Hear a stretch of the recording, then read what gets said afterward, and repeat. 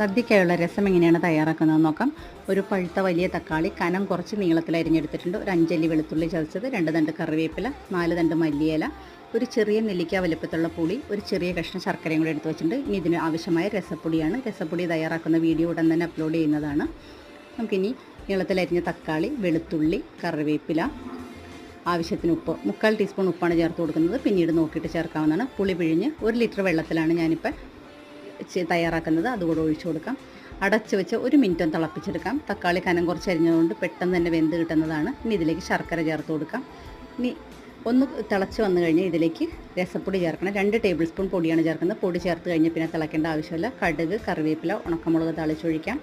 താളിച്ചൊഴിക്കുമ്പോൾ ഒരു 1/4 ടീസ്പൂൺ നെയ്യ് കൂടെ ഞാൻ ചേർത്ത് കൊടുക്കുന്നുണ്ട്. നിങ്ങൾക്ക് ആവശ്യമാണെങ്കിൽ മാത്രം ചേർത്താൽ മതി.